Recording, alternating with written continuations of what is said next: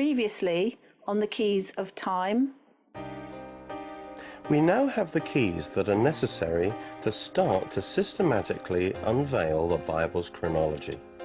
The first two keys revealed the divinely ordained blueprint or framework for time. Keys 1 and 2 basically say that the blueprint is a week of 7 days of 1,000 years each. The next two keys resulted in the discovery of God's redemption chronology, which exists alongside the Bible's actual chronology. Key 3 says, at the end of every Jubilee cycle of 49 actual years, God adds a special 50th year of grace.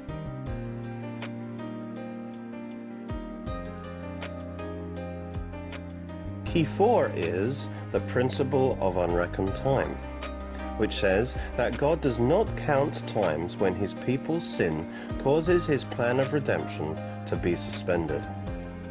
This is convincingly revealed by the 479 completed years recorded in 1 Kings 6:1, which are 131 years short of the actual time. Now, the total times of servitude are also 131 years. So if they are subtracted from the total time, this gives exactly 479 years. We will now look at the next 490-year Great Jubilee cycle in the chronology of redemption, from the dedication of Solomon's temple to the decree of Artaxerxes to restore and rebuild Jerusalem.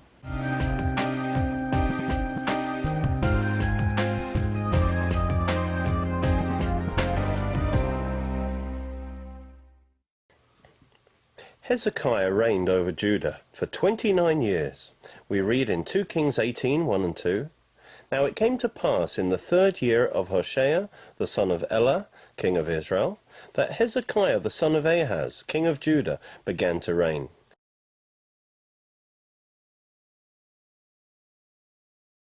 He was 25 years old when he became king, and he reigned 29 years in Jerusalem. Hezekiah was a good and successful king of Judah who trusted God and did not submit to Assyrian rule. In his first year, he instituted religious reform, cleansing the temple in Jerusalem and restoring the true worship, thus undoing the defilement and idolatry brought in by his evil father Ahaz.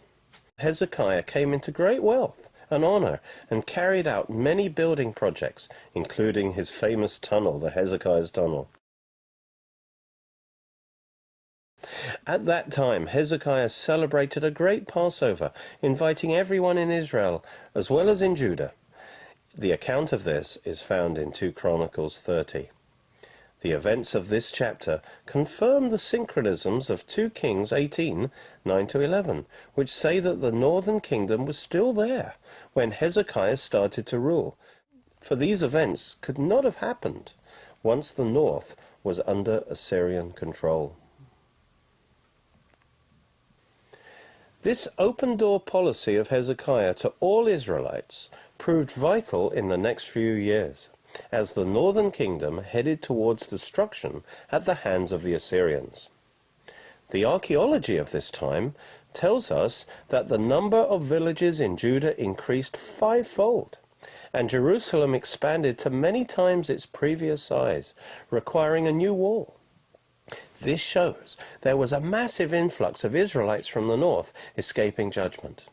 All 12 tribes were well represented in the southern kingdom. So, all 12 tribes of Israel continued to exist in the land, albeit confined to Judah's territory. Despite Hezekiah's faithfulness, he was disobedient in not producing a royal seed, and this got him into trouble, for if he died childless, that would be the end of the Messianic line. This was the cause of him becoming sick unto death in the 14th year of his reign. Let's go back now to the 14th year of Hezekiah's reign, when God made the promise, which we saw in 2 Kings 20:5 and 6, that Hezekiah would be raised as it were from death after 2 days. In 2 Kings 28, Hezekiah asked for a sign that would confirm that he would be raised up after 2 days, so that he and his seed would have a future, thus preserving the house of David. And Hezekiah said to Isaiah, "What is the sign that the Lord will heal me, and that I shall go up to the house of the Lord the 3rd day?" God gave him a wondrous sign, which we read about in 2 Kings 20, verse 9. Then Isaiah said, "This is the sign to you from the Lord, that the Lord will do the thing which he has spoken. Shall the shadow go forward 10 degrees, or go backward 10 degrees?"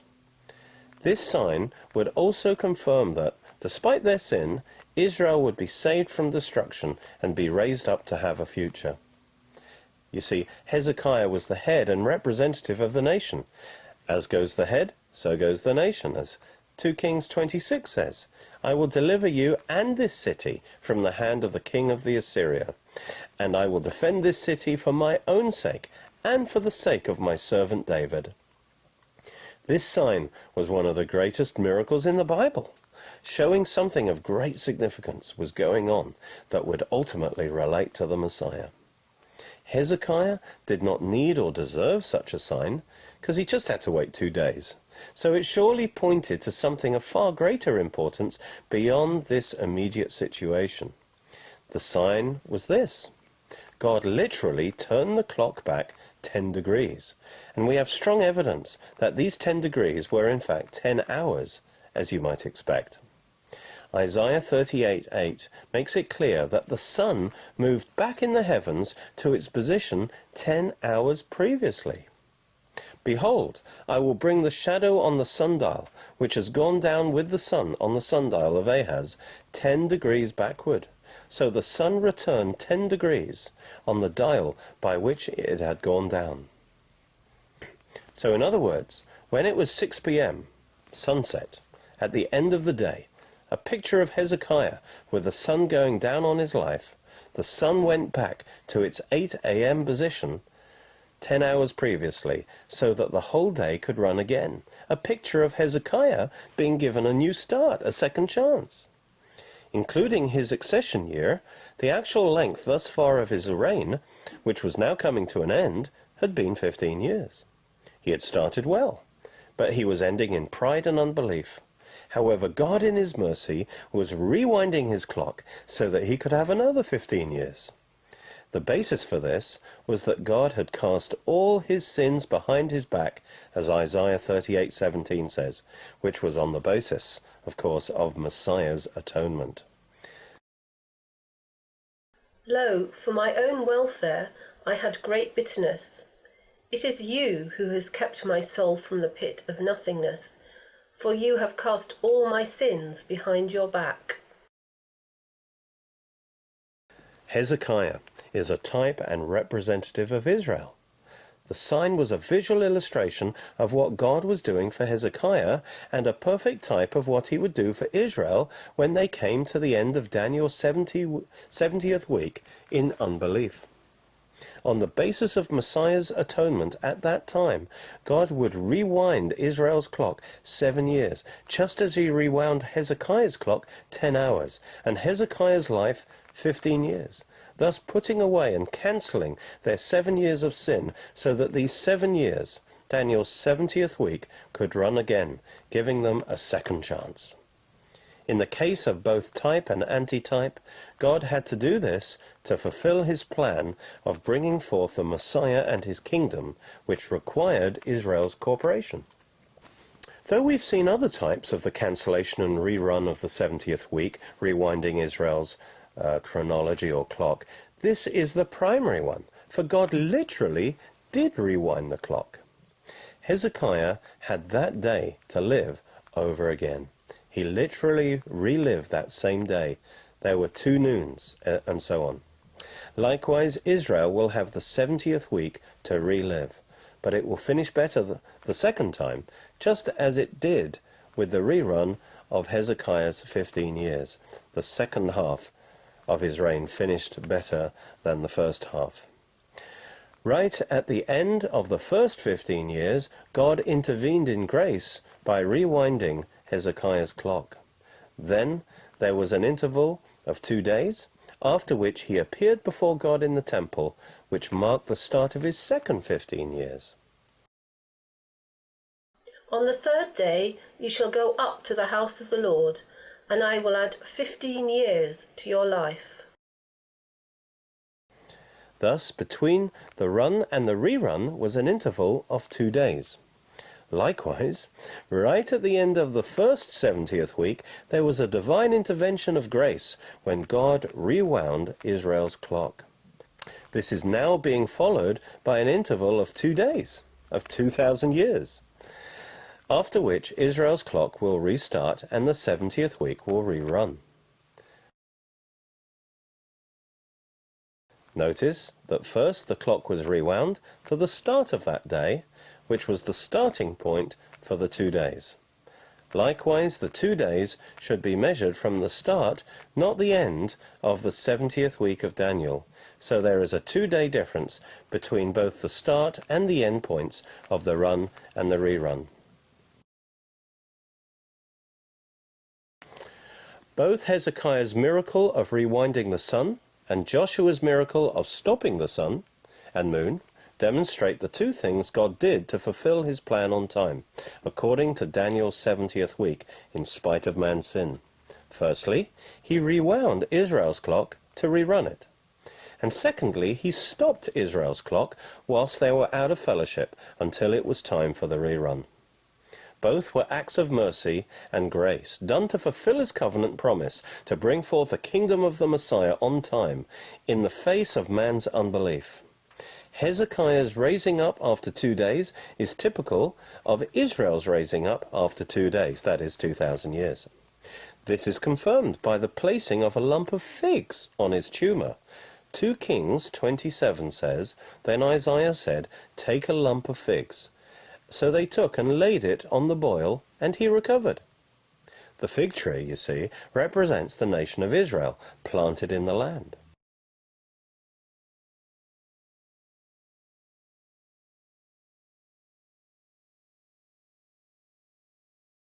We see this in Matthew 24:32, where Jesus said, "Now learn this parable from the fig tree.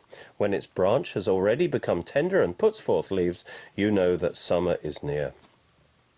Jeremiah 24 shows us that baskets of figs represent individual Jews in exile. After Nebuchadnezzar, king of Babylon, had carried away captive Jeconiah, the son of Jehoiakim, king of Judah, and the officials of Judah with the craftsmen and smiths from Jerusalem, and had brought them to Babylon, the Lord showed me, behold, 2 baskets of figs set before the temple of the Lord. Thus, through the lump of figs, God associated Hezekiah's restoration at the end of 2 days, for the start of his rerun, with Israel's parallel restoration as a nation after 2 days, that is, 2,000 years, for the start of the rerun of the 70th week, after being scattered to the nations. We'll find more confirmation of this typology when we look at the Assyrian invasions. Very soon after this sign, in Hezekiah's 14th year, we read in Isaiah 39 that envoys came from Merodach-baladan, who reigned over Babylon. They came on account of Hezekiah's dramatic healing and the great sign in the sky.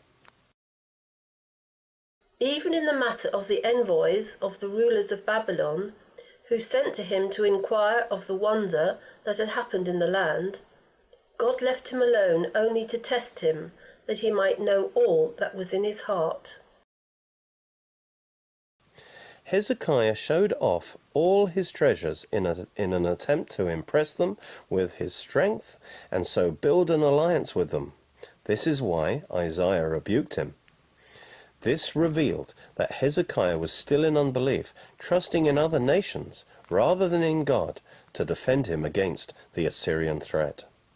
This took place before the Assyrians invaded later that 14th year, because we read in 2 Kings 18:13-16 that Hezekiah had to buy them off by emptying his treasuries. This disproves the commonly held theory that the Assyrian invasion in the 14th year of Hezekiah's reign is the same as the invasion recorded by the Assyrians in 701 BC, for we know that Merodach-baladan was only in power from 722 to 710 BC, after which he was in hiding before returning for a brief time from 703 BC. On the other hand, this visit is consistent with the biblical date for the 14th year of Hezekiah's reign in 713 to 712 BC. How then can we reconcile the biblical account of an Assyrian invasion in the 14th year of Hezekiah with the Assyrian record of an invasion in 701 BC, especially since the Assyrian account of the invasion in 701 BC is generally consistent with the biblical account in 2 Kings 18, 17 to 35, and other passages that describe an Assyrian invasion, even though the story is told from different viewpoints, even from opposing viewpoints. The solution is simple. There were 2 Assyrian invasions in Hezekiah's time. Firstly, there was the invasion in the 14th year of his reign by Sennacherib, king of Assyria. We read about this in 2 Kings 18, verse 13 to 16. Now in the 14th year of King Hezekiah, Sennacherib, king of Assyria, came up against all the fortified cities of Judah and seized them. Then Hezekiah, king of Judah, sent to the king of Syria at Lachish, saying, I have done wrong, withdraw from me. Whatever you impose on me, I will bear. So the king of Assyria required of Hezekiah, king of Judah, 300 talents of silver and 30 talents of gold. Hezekiah gave him all the silver which was found in the house of the Lord, and in the treasuries of the king's house.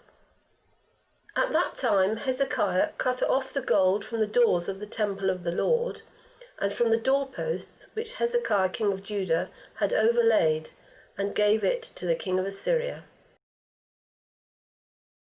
This was soon after his miraculous restoration and the visit from Babylon, early in the rerun of his 15 years, when, as we see in 2 Chronicles 32:25, he was still in unbelief, despite his, as it were, his healing, his rebirth. But Hezekiah gave no return for the benefit he received, because his heart was proud. Therefore wrath came upon him, and on Judah and Jerusalem. Due to his unbelief, he was unable to resist the enemy, and so he emptied his treasuries to pay tribute, submitting himself to Sennacherib, who at that time was Sargon's crown prince, and possibly co-regent.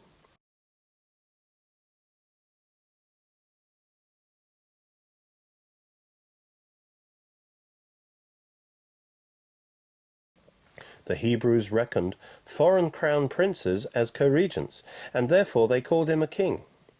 They did this with Nebuchadnezzar, as we see in Daniel 1:1. In the 3rd year of the reign of Jehoiakim, king of Judah, Nebuchadnezzar, king of Babylon, came to Jerusalem and besieged it.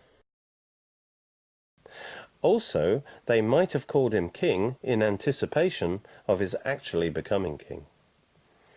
Having received the tribute, the Assyrians returned home according to their custom, so this invasion was now over. Secondly, the Bible now jumps forward to the next invasion in 701 BC, which we read about in 2 Kings chapter 18, verse 17 to 35. This has many significant differences with the first invasion. Yes, there are certain things in common. Sennacherib capturing the other towns and then coming against Jerusalem. But this would be true of any Assyrian invasion at that time. This time, Hezekiah is clearly in faith, trusting God and calling on him to save them from this attack.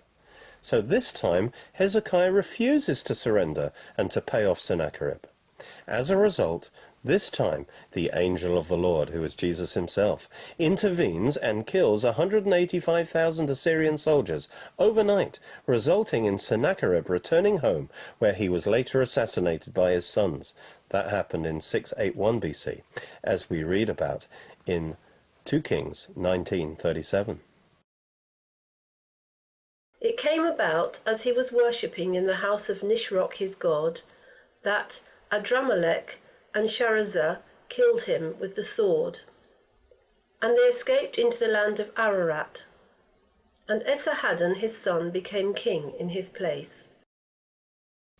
The record of this second invasion is preserved in the Assyrian accounts, including the Taylor Prison, which is in the British Museum.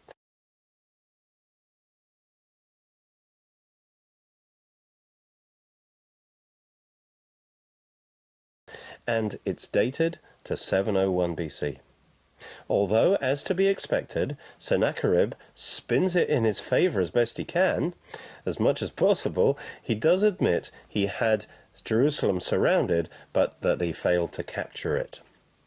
Herodotus, the Greek historian, writing in the 5th century BC, confirms that there was a sudden, mysterious destruction of the Assyrian army. Attempts to make these two very different invasions into one invasion in 701 BC are unsatisfactory and lead to contradictions, forcing one to twist the Bible's chronology to fit into the resulting scheme. So why does the biblical account flow straight from one invasion to the next, as though they were both part of one complex of events? It's because they are. The writer is deliberately emphasizing this connection and continuity. You see, when Hezekiah, in unbelief, paid off Sennacherib, he did not deal with the problem. He just postponed it. The only real and permanent solution comes through trusting God.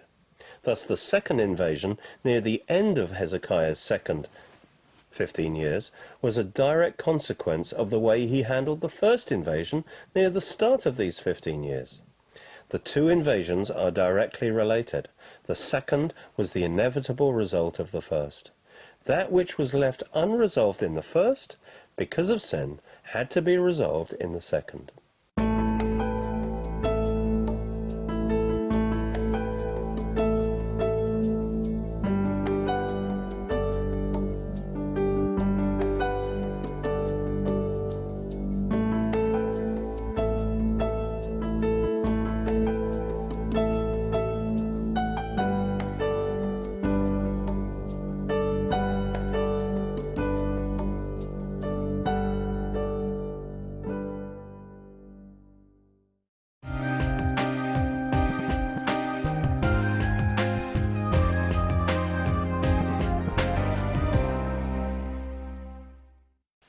Hello, I'm Derek Walker. I'm the pastor of the Oxford Bible Church. Today I want to introduce you to what I believe is a very special book called The Keys of Time, a revelation of Bible chronology.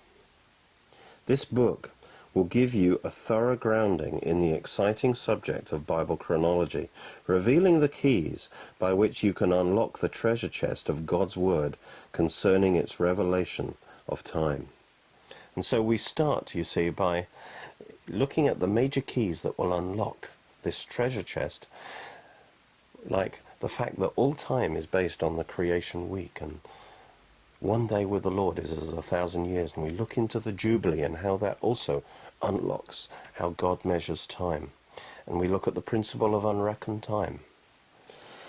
And as we see the whole revelation of God in history and time fit together perfectly, we will get out of this, we'll get a revelation of the glory of God as the sovereign Lord of time, the God who is working out his purposes of grace in his perfect time, according to his redemption timetable.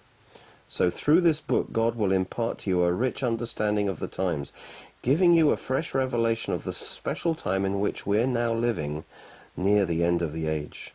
And it will prepare you for the momentous events that are just ahead, because we are living in the last days, and we need to understand the times that we're living in. We need to understand God's revelation of time in the Bible. And having discovered the keys and God's framework of time, we then go through each period of history, starting from Adam to Abraham, and then from Abraham to the Exodus, and then from the Exodus to the dedication of Solomon's temple, and then the period of time leading up to the decree to restore Jerusalem by Artaxerxes, and then finally Daniel's 70 weeks that take us to the coming of the Messiah himself and his death and resurrection. We look and we show how all the pieces fit together perfectly into God's framework of time. And by the end of the book, you will know how to get the date of every event, every major event in the Bible, and how all these events fit together. And so this will enrich your understanding of the whole Bible and how it all fits together perfectly. And there are DVDs that go with this book that will enhance your study of it.